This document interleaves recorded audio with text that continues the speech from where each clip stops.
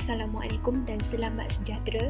Kami dari kumpulan 3+A yang terdiri oleh saya sendiri, Akilah binti Hafizi, Ain Farhana binti Zahrul serta Amni Syazwani binti Osman.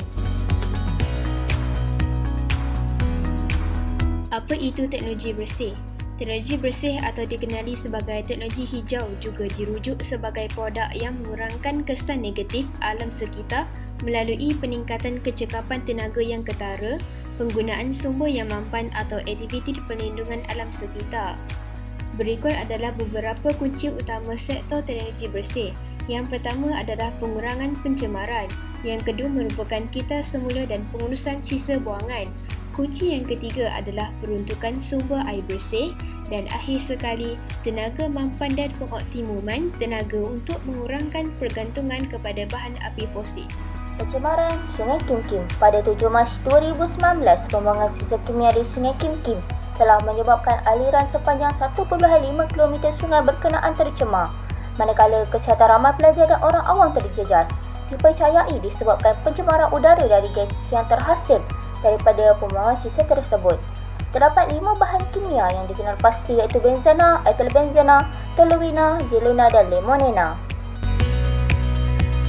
Bahan kimia yang menyebabkan pencemaran antaranya benzena berfungsi sebagai bahan tambahan pembuatan bahan kimia. Kesan kesihatannya boleh menyebabkan kecacatan genetik. Seterusnya, etilbenzena berfungsi dalam perindustrian berkaitan petrol. Kesan kesihatannya dalam dos yang rendah akan menyebabkan dimetabolisme di hati dan dikumuh dalam air kencing. Selain itu, toluena berfungsi sebagai bahan mentah industri dan pelarut. Kesan kesihatannya merangsa mata dan salur pernafasan serta sakit tekak dan pening kepala. Seterusnya, xylena digunakan dalam industri perubatan sebagai pelarut. Kesan kesihatannya, penedahan yang berpanjangan pada kulit boleh menyebabkan kekeringan atau keretakan kulit. Akhir sekali, limonena berfungsi sebagai bahan tambah dan aroma. Kesan kesihatannya menyebabkan dermatitis iaitu keradangan kulit.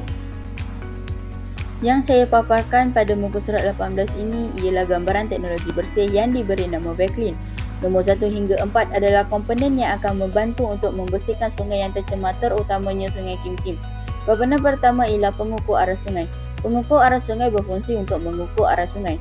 Komponen kedua ialah wireless meter pH. Wireless meter pH pula berfungsi untuk mengesan perubahan pH air sungai.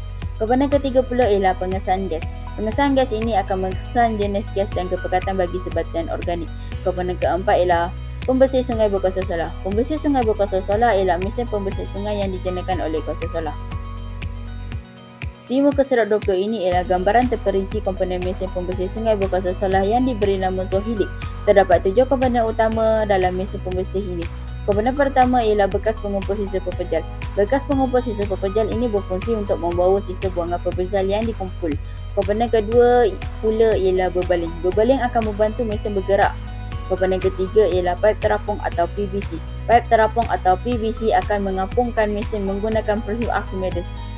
Komponen keempat ialah panel solar. Panel solar akan membekalkan voltan untuk menghasilkan kuasa untuk motor bergerak.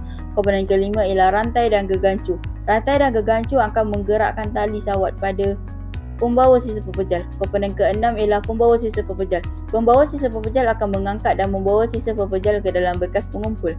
Komponen ketujuh ialah penyerap bahan kimia organofilik nanuklear. Penyerap bahan kimia organofilik nanuklear merupakan lapisan yang membantu menyerap sisa buangan bahan kimia industri. Sebagai alternatif, kami telah merancang satu lagi teknologi bersih yang dikenali sebagai 3A Cleaning Technology yang telah dipaparkan pada muka surat 22. Nombor 1 hingga 4 ialah komponen utama yang digunakan. Komponen pertama ialah penapis sungai. Penapis sungai berfungsi untuk menapis air sungai yang telah tercemar dengan bahan kimia. Komponen kedua ialah wireless meter pH. Wireless meter pH berfungsi untuk mengesan perubahan pH air sungai. Komponen ketiga ialah comb wattage.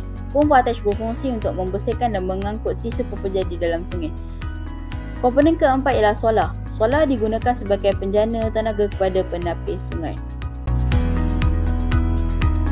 Ini merupakan rujukan kami.